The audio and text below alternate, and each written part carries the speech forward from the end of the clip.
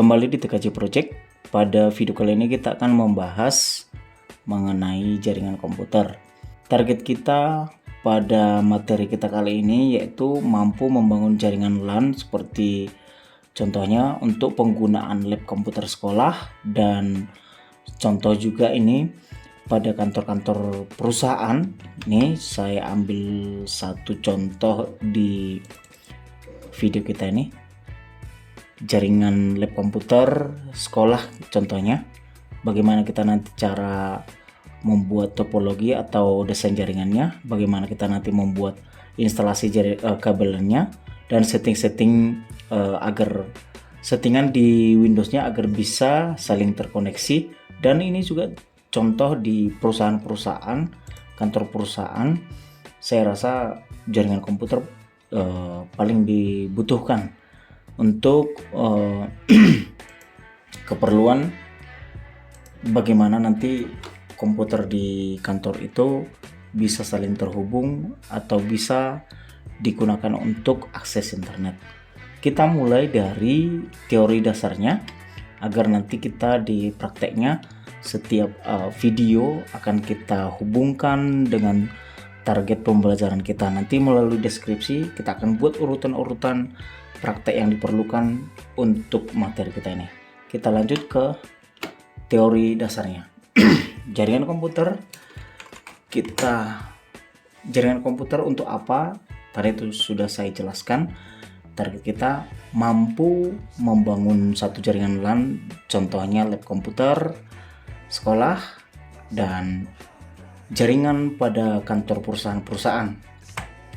Definisi dari jaringan komputer yaitu jaringan komputer, dua atau lebih komputer serta berbagai perangkat pendukung lainnya yang saling dihubungkan menggunakan sebuah media sehingga dapat saling berkomunikasi dan berbagi sumber daya. Yang kita fokuskan di sini jaringan komputer. Contohnya komputer dengan komputer dengan printer, komputer dengan perangkat-perangkat lain yang sudah support dengan jaringan LAN atau jaringan yang menggunakan kabel UTP yang fokus kita pelajari di sini ya. Dan di sini dibuat sebuah media yang digunakan bisa menggunakan kabel dan bisa menggunakan tanpa kabel atau wireless. Nah, kita lihat manfaat dari jaringan komputer itu seperti yang sudah saya jelaskan tadi, bisa dimanfaatkan untuk kantor-kantor perusahaan atau di rumah itu bisa kita manfaatkan. Hal ini menunjukkan bahwa jaringan komputer memiliki berbagai manfaat penting. Apa saja kira-kira manfaatnya? Kita lihat. Yang pertama, memudahkan komunikasi. Manfaat pertama dari jaringan komputer adalah komunikasi yang menjadi semakin mudah. Ya, ini pasti sudah bisa kita rasakan. Komunikasi itu bisa berbentuk pesan gambar, teks, audio, dan video yang bisa dilakukan di dalam maupun luar negeri. Ini perlu kita kasih kutip atau perlu saya ingatkan, jaringan komputer kita jangan berpikir koneksi internet. Jaringan komputer itu bisa kita satu komputer dengan komputer lain kita hubungkan dengan satu kabel, itu bisa kita manfaatkan untuk komunikasi, video call, chatting, itu bisa. Ini seperti di pembelajaran VoIP, Voice over Internet Protocol, kita bisa mendesain atau membuat jaringan telepon gratis, maksudnya tanpa pulsa. Ini bisa kita lihat contohnya pada rumah sakit atau hotel, di perusahaan-perusahaan juga yang secara lokal itu bisa dimanfaatkan untuk komunikasi berbentuk gambar, teks, audio, dan video. Jadi saya ingatkan kembali, jaringan komputer ini tidak hanya terhubung ke internet atau tidak hanya seperti yang kita pikirkan harus ada pakai data. Dengan adanya jaringan komputer, baik itu menggunakan kabel atau menggunakan tanpa kabel, itu bisa kita buatkan nanti sebagai media komunikasi. Kita lanjut ke manfaat nomor 2, itu memudahkan pengiriman data. Ini berhubungan dengan yang pertama tadi. Dengan adanya jaringan komputer ini, kita bisa dengan mudah mengirimkan data, baik itu berupa dokumen, berupa pesan suara, berupa video bisa juga. Nah, itu manfaat dari pengiriman data yang pastinya ini bisa dilakukan dengan seperti ini, bisa lebih cepat dan efisien baik itu melalui internet maupun melalui perangkat keras. Kita lanjut ke manfaat nomor 3, data bisa diakses banyak orang. Nah, ini sudah kita rasakan manfaatnya, contohnya dengan WhatsApp, aplikasi WhatsApp ya, bisa satu data diakses ke banyak orang. Dan kita lihat di sini penjelasannya. Manfaat dari jaringan komputer adalah setiap orang bisa mengakses data yang sudah dikirim dari satu komputer ke komputer lainnya. Namun data ini hanya bisa diakses setelah pengirim mengizinkan akses atau penerima memiliki akses ke data tersebut. Ya, ada data, ya harus ada izin akses dari si pemilik datanya. Nomor 4, menghemat biaya. Ya pasti, kalau misalnya kita mengirim data secara manual pasti nanti membutuhkan biaya ongkosnya. Dengan adanya jaringan ini, kita bisa menghemat biaya pengirimannya, sudah lebih cepat, sudah lebih aman, lebih ringan lagi biayanya. Dengan adanya jaringan komputer, maka sebuah perusahaan atau individu tidak perlu mengirim data, misalnya menggunakan pos. Data cukup dikirimkan dari satu komputer ke komputer lainnya tanpa mengeluarkan biaya. Ini dia manfaat yang keempat. Kita lanjut ke manfaat yang kelima, data lebih aman. Meski data yang dikirim bisa diakses siapa saja, namun data itu nantinya tetap bisa terjaga keamanannya. Sebab data yang dikirimkan tadi hanya bisa dibuka oleh orang yang memang memiliki akses, atau juga pengirim data sudah memberikan izin akses data tersebut. Ya, data lebih aman pasti. Kalau dari secara manual bisa salah kirim, bisa datanya rusak. Jadi kalau dengan jaringan komputer ini data bisa lebih aman. Tujuan dari jaringan komputer ya, kita lihat yang pertama, berbagi sumber daya. Kita lihat contoh pada gambar ini. Ini switch, ada router. Nah, dengan berbagi sumber daya, ini satu printer kita letakkan di satu komputer. Yang lain ini PC1, PC2, 3 PC dari wireless, notebook dari wireless bisa menggunakan printer ini bisa ngeprint langsung ke printer ini. Contohnya satu kantor atau satu ruangan cukup satu printer aja, tidak perlu misalnya ini mau ngeprint pindah ke komputer ini mau ngeprint pindah dulu copy datanya dari flash disk dan colok ke komputer ini, print dari sini. Tidak perlu lagi seperti itu. Dari sini seolah-olah bisa printer ini tampil di sini, lalu di print bisa ke sini. Berbagi data juga bisa seperti itu. Saya pernah ada pengalaman seperti ini, membangun jaringan di kantor satu notaris yang si bosnya, ini contoh jaringannya seperti ini ya. Ini PC yang ini, server ini di ruangan bosnya. Dan ini karyawannya semua nih, yang selain dari yang ini. Jadi permintaan si bosnya ini, semua yang dikerjakan si karyawan ini harus langsung tersimpan ke PC si bosnya nih, si server ini. Dan kalau ada data yang perlu dari sini, bisa secara langsung diambil oleh komputer si karyawannya. Jadi kira-kira seperti itu tujuan dari yang pertama ini. Kita lanjut ke nomor 2. Sebagai media komunikasi, dengan adanya jaringan komputer maka akan memudahkan pengguna jaringan untuk berkomunikasi, baik itu data, teks, gambar, audio maupun video. Ini sudah sedikit saya jelaskan tadi mengenai sebagai media komunikasi ya. Perlu saya ingatkan kembali, dengan komunikasi ini tidak Hanya jangan kita berpikiran koneksi internet. Tanpa internet pun dengan terhubungnya jaringan ini kita sudah bisa komunikasi. Integrasi data. Integrasi data ini seperti yang pada gambar ini, pengguna jaringan komputer bertujuan untuk integrasi data yang ada. Dengan adanya integrasi data ini, maka proses pengolahan data bisa dilakukan di lebih dari satu komputer, tidak hanya pada satu komputer saja. Maksudnya gini, kalau kita lihat seperti modelnya ini, kalau server, semua data bisa disimpan di server ini.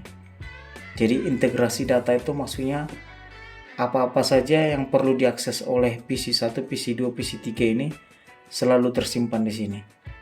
Kalau perlu tinggal ambil.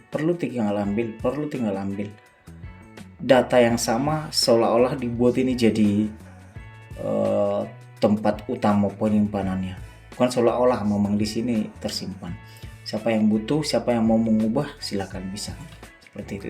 Itu kalau bahasa dari komputernya, di komputer ini bisa kita buat database sebagai pusat data dari semua komputer klien ini. Itu manfaat tujuan dari nomor 3, integrasi data. Nomor 4, efisiensi. Tujuan dari jaringan komputer juga adalah untuk efisiensi. Salah satunya dalam pengiriman data. Jaringan komputer akan membantu untuk menghemat waktu, biaya, dan tenaga dalam pengiriman data dari satu komputer ke komputer lainnya atau dari pengirim ke penerima.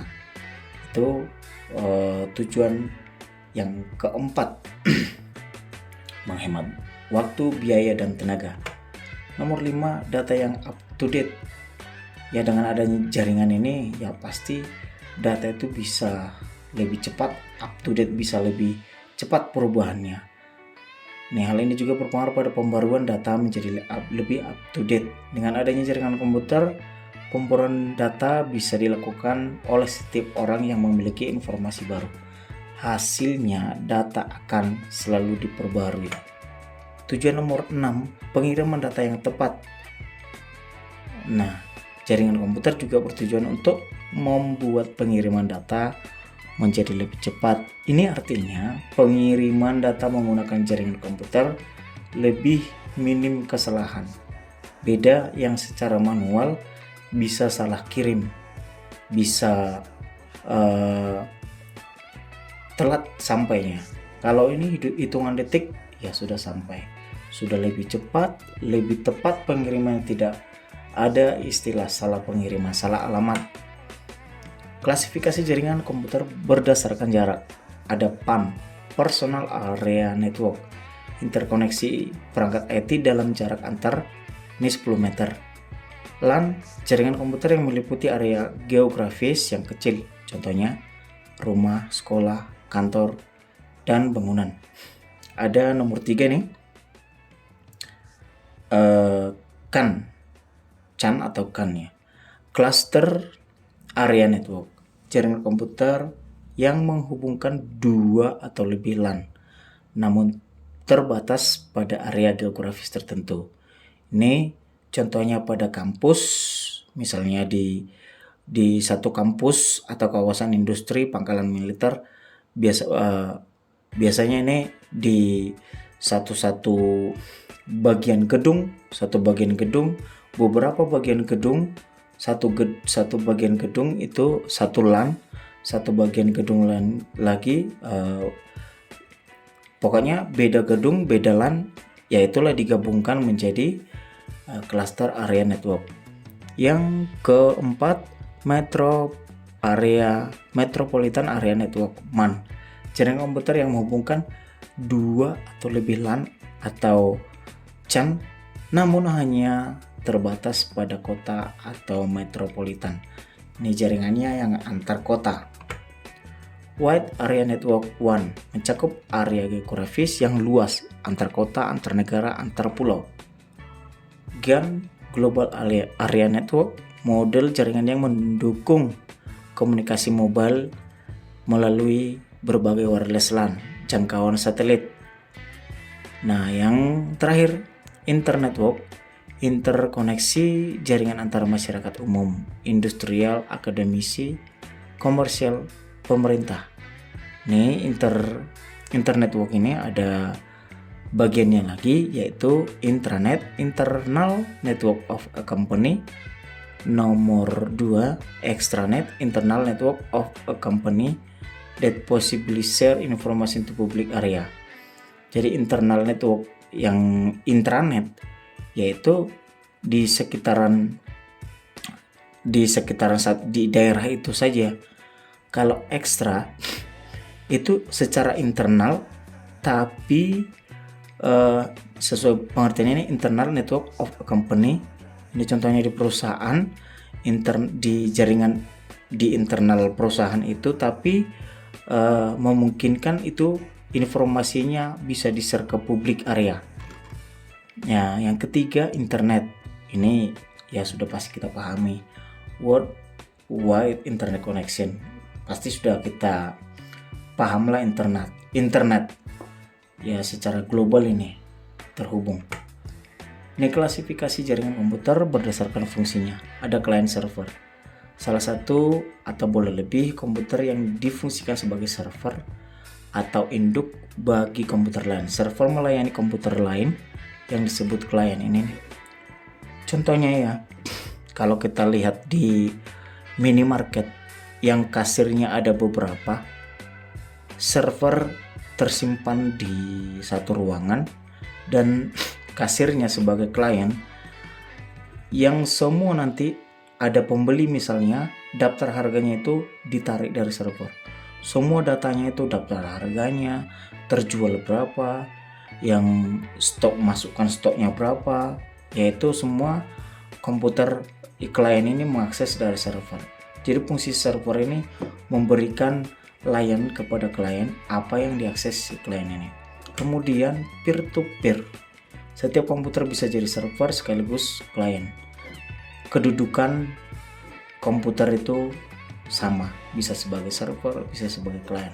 Beda hal tadi dengan client server. Satu berfungsi hanya server saja, satu lagi berfungsi hanya sebagai klien saja.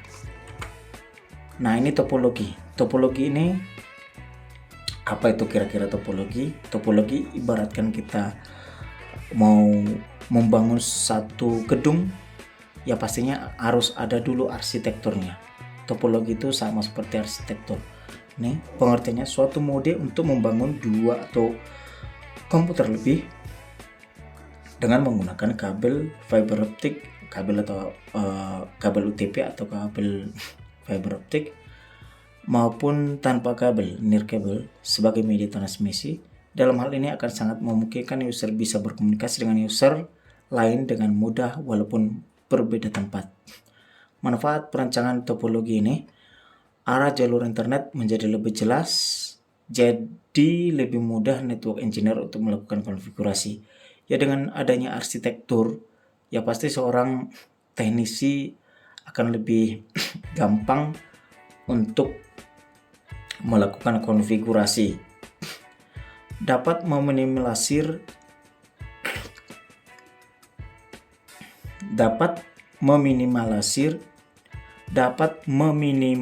biaya instalasi jaringan karena semua sudah dihitung dengan matang dan topologi jaringan.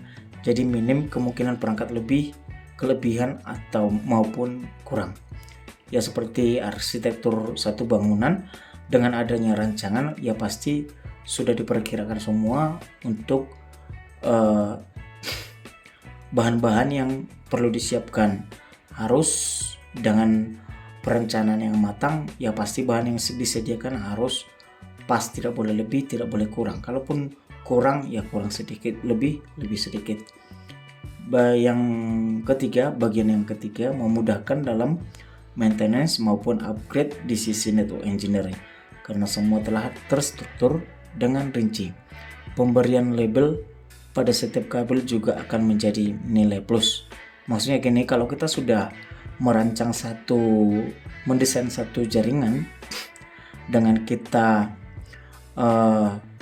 dengan buat perencanaan sampai nanti kabelnya kita buat labelnya ini ke arah mana, ini ke arah mana, Ya pastinya kita nanti dalam maintenance itu ya seperti ada perawatannya, perbaikannya, kita akan lebih mudah. Kita sebagai teknisi atau sebagai network engineer-nya akan lebih mudah dalam pengerjaannya.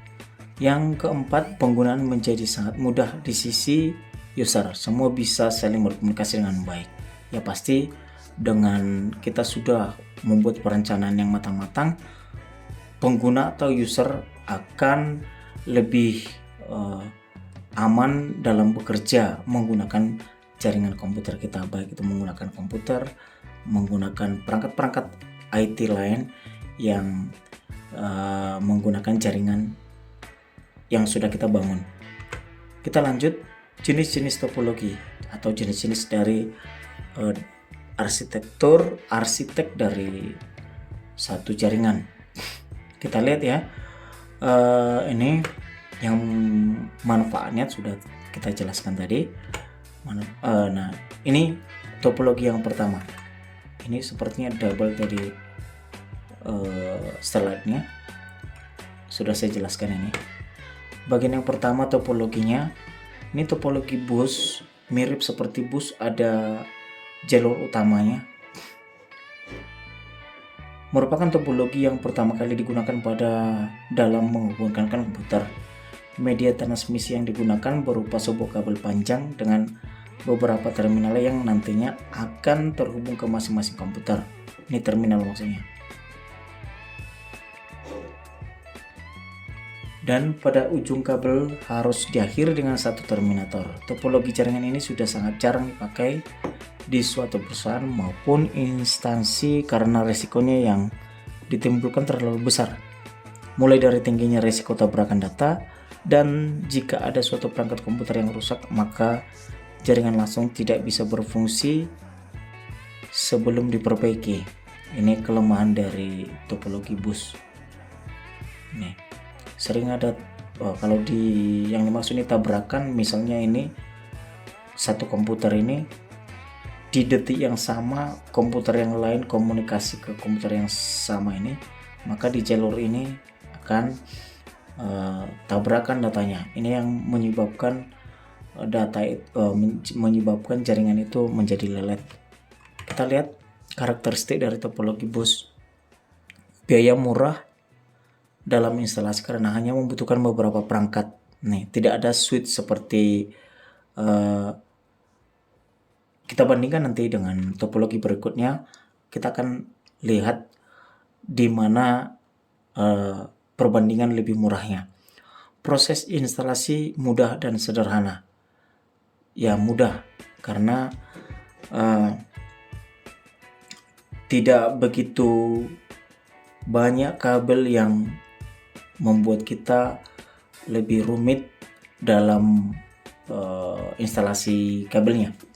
Nomor 3 ini, node dihubungkan secara serial pada kabel dan pada ujung kabel ditutup dengan terminator. Serial maksudnya tidak ada, kalau paralel misalnya ini ditarik lagi ke sini itu paralel. Serial ya kira-kira searah semua, tidak ada yang ketemu kembali gitu. Yang keempat, tidak diperlukan sebuah hub karena hanya butuh konektor. Nah, kita bandingkan nanti dengan topologi berikutnya yang membutuhkan hub. Jika salah satu perangkat yang rusak, maka seluruh jaringan dapat terjadi down, sehingga semua user tidak bisa berkomunikasi dalam jaringan tersebut. Itu karakteristiknya. Kelebihan, sistem topologi sangat sederhana, biaya yang lebih murah daripada topologi lainnya, membutuhkan kabel sedikit. Nah, kita bandingkan dengan ini kekurangannya dulu. Tidak cocok untuk penggunaan pada trafik yang padat. Karena apa tadi? Sering tabrakan. Sulit dalam melakukan maintenance. Maintenance itu ya perawatannya, perbaikannya itu sulit. Koneksi lebih lambat daripada topologi lainnya. Kenapa lebih lambat? Karena sering tabrakan di sini. Kita bandingkan dengan topologi star. Topologi star ini seperti bintang dengan hub sebagai media penghubung ke setiap perangkat komputer seperti gambar ini. Topologi star biasa digunakan dalam lab komputer di suatu sekolah. Di kantor-kantor perusahaan pun kebanyakan ini digunakan. Nah, nanti kita bandingkan kelebihannya dengan topologi sebelumnya. Semakin banyak perangkat user di topologi star terhubung dalam satu hub, maka kinerja jaringan akan menurun. Ya karena sebenarnya ini tergantung ke hub atau switch yang digunakan. Kalau switch atau hub yang digunakan mumpuni atau spek yang tinggi, pasti mampu. Nah, kemudian setiap perangkat user akan berkomunikasi langsung dengan hub nih. Topologi star mudah untuk dikembangkan.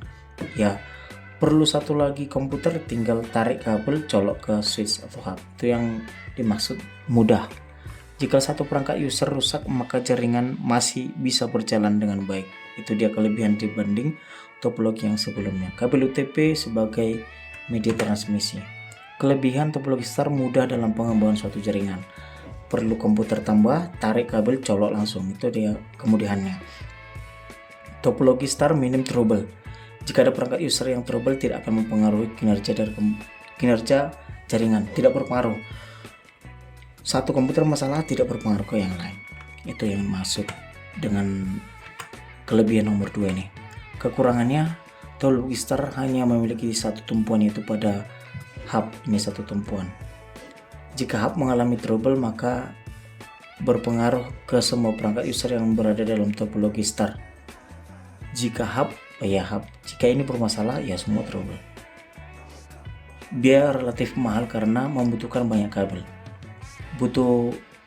Semakin banyak komputer yang bertambah, ya semakin banyak kabel yang dibutuhkan. Ini perbandingan dari topologi bus. Topologi bus tadi tidak butuh kabel banyak, tapi topologi star butuh kabel banyak.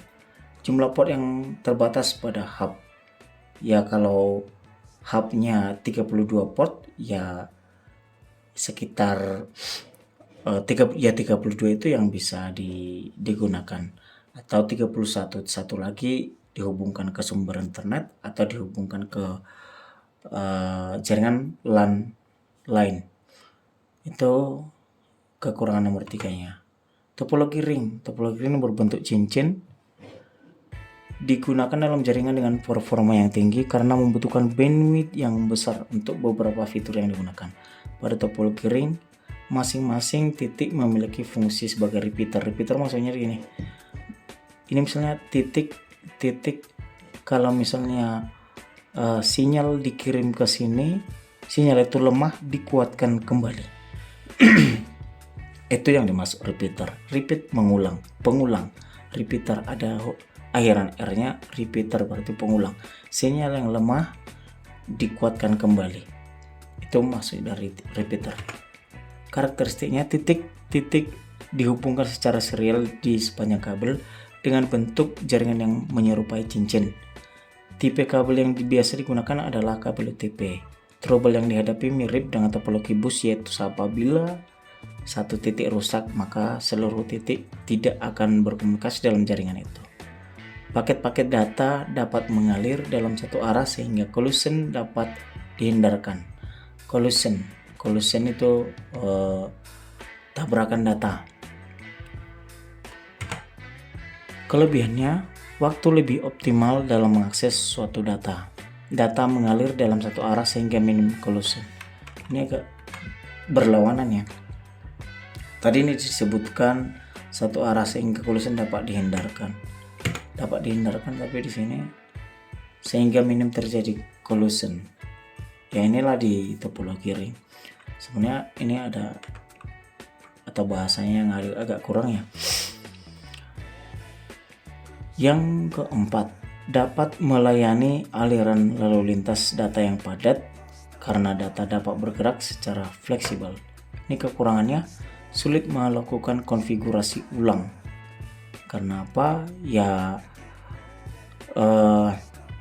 kalau misalnya kita ada masalah jaringan, salah satu bermasalah komputer yang ini, kita tidak tahu yang mana ini rusak, ya bisa jadi harus satu-satu kita cek.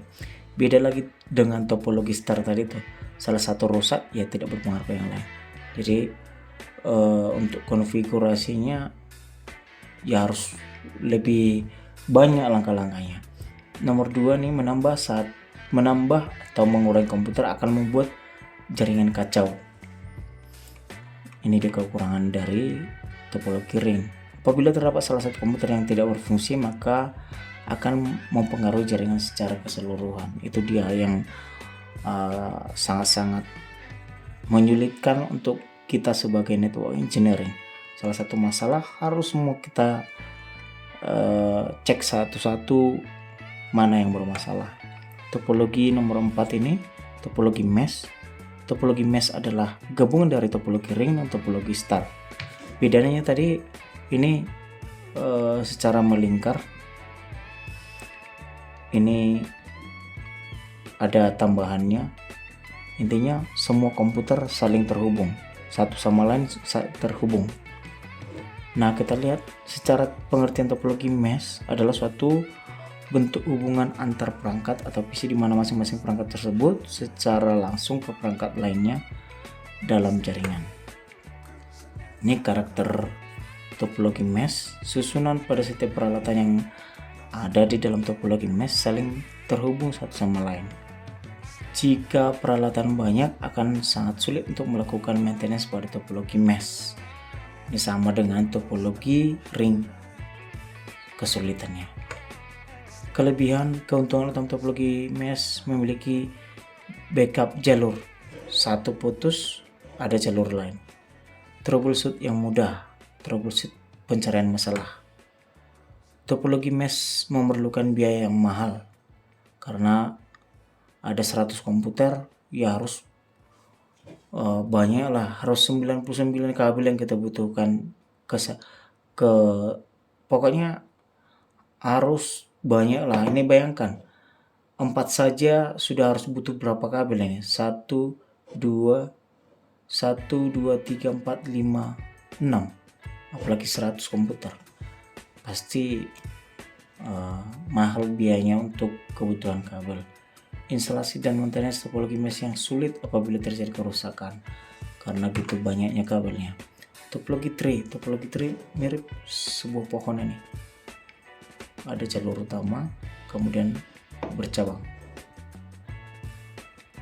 Nih, topologi tree merupakan topologi jaringan yang banyak digunakan saat ini karena topologi tree memiliki sistem yang mudah untuk manajemen jaringan.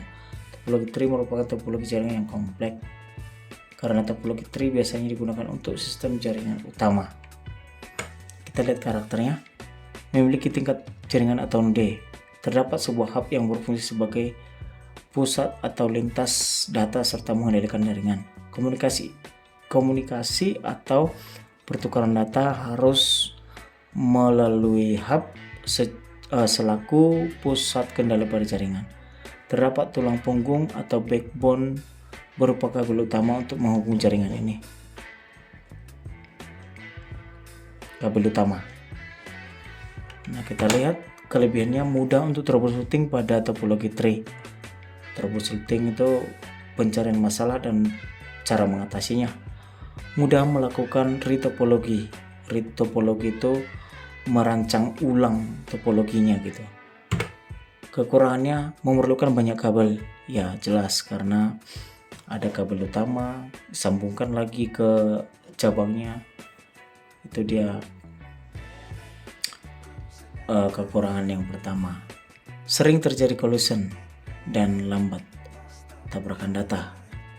Jika terjadi gangguan pada jaringan pusat, maka jaringan di bawahnya akan ikut terganggu. Ini dia kabel pusatnya. Next, nomor 6, topologi hybrid merupakan sebuah topologi jaringan baru yang tercipta antara beberapa topologi jaringan yang berbeda jenis. Topologi hybrid terlihat lebih rumit karena merupakan gabungan dari topologi jaringan yang berbeda jenis. Contohnya gabungan topologi tree, star, dan mesh. Karakternya, jaringan ini terbentuk dari kombinasi dua atau lebih topologi jaringan yang berbeda. Bisa topologi star, topologi ring, topologi bus. Topologi ini memiliki karakteristik dari topologi asalnya. Jika dibangun dari topologi bus, mesh, dan star, maka topologi ini memiliki karakteristik topologi di atas. Nah, selanjutnya tidak memiliki bentuk yang pasti, tidak karakternya. Kelebihan dapat digunakan di lingkungan yang digunakan. Jika salah satu titik mengalami gangguan, tidak akan mempengaruhi kinerja titik yang lain. Nah, yang ketiga, kecepatan transfer data lebih cepat. Kekurangannya, topologi memerlukan biaya yang cukup mahal karena banyak kabel ya. Ada lagi kabel utama, proses pengolahan yang cukup rumit, instalasi dan konfigurasi rumit. Komponen-komponen pembentuk jaringan. Yang pertama, Network Interface Card atau NIC. Ini gambarnya yang ini. Ini yang menerima kabel UTP. Dengan dicolok kabel UTP di sini dan dihubungkan ke komputer lain atau perangkat lain, maka melalui kabel itu akan melalui kabel itulah yang digunakan nanti jaringan komputernya atau difungsikan sebagai jaringan komputernya. Ada hub dan network switch hampir sama ya, di cara kerjanya aja berbeda, tapi kalau fungsinya sama saja ya. Switch akan lebih kencang ya, sebenarnya sesuai spek masing-masing. Kalau kita bandingkan dengan yang sama ya pasti switch. Nah, ada repeater. Ini repeater. Kalau repeater dan router, biasanya di router itu ada repeater. Router tadi, repeater itu sudah saya jelaskan sebelumnya, bisa menguatkan yang fungsinya mengulang kembali sinyal yang lemah. Sinyal yang lemah bisa dikuatkan kembali. Bridge, ini bridge. Dua jaringan yang berbeda bisa dihubungkan dengan bridge. Kalau bahasa Indonesianya bridge itu jembatan, menjembatani dua jaringan yang berbeda agar bisa saling terhubung. Router, nama juga router, route, fungsinya memberi rute, atau nanti ini akan kita ada buat prakteknya, karena ini contohnya misalnya nih, ada satu hub. Kalau kita pasang router di sini, router ini akan secara otomatis bisa memberikan IP atau alamat ke komputer yang di bawahnya nih, merutekan alamat itu dia fungsi router. Network switch sudah tadi saya jelaskan. Media transmisi itu bisa menggunakan kabel dan bisa menggunakan tanpa kabel atau wireless media. Kalau yang copper media ini ada jenis koaksial. Ini kabel koaksial, bentuknya seperti ini ya. Kabel koaksial ini bisa dipakai ke CCTV atau perangkat-perangkat lain lah. Mungkin ini ke televisi dipakai juga ini. Sealed twisted pair ini sama unsealed twisted pair. Bedanya ada selaput ini, ada pembungkusnya. Ini yang sealed twisted pair atau STP, ini UTP. Yang kita gunakan nanti dalam praktek ini kabel UTP. Unsealed twisted pair, gak ada lapisan pengamannya di sini, ada selaputnya. Sealed pakai selaput, unsealed tanpa selaput. Nah, kemudian optical media atau serat optik atau fiber optik ini, kabelnya terbuat dari serat kaca. Nah, media transmisi yang kedua ini wireless, bisa infrared, bisa gelombang radio. Oke, selesai pembahasan kita mengenai teori dasar dari jaringan komputer. Nah, kita nanti akan ketemu di video selanjutnya, dan itu nanti bisa dilihat di deskripsi kira-kira selanjutnya untuk apa, dan atau saya kasih sekilas gambaran yang mau kita targetkan. Ini tadi teori dasarnya. Di video selanjutnya kita akan mempelajari yang bagian kedua, model jaringan komputer. Selanjutnya nanti IP addressing, desain jaringan, setup LAN, setup IP routing, setup virtual LAN. Jadi nanti cek di deskripsi, urutan-urutan ini akan kita buat teori dan prakteknya. Oke, sekian pembahasan kita.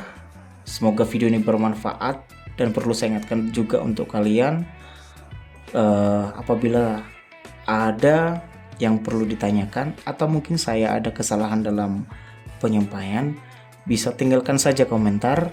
Perlu juga saya ingatkan untuk kalian, apabila kalian suka dengan video saya ini, silakan like, share, dan subscribe. Tekan juga tanda loncengnya agar kalian dapat info terbaru dari saya. Saya Supriyo Panjaitan, sampai ketemu di video saya selanjutnya.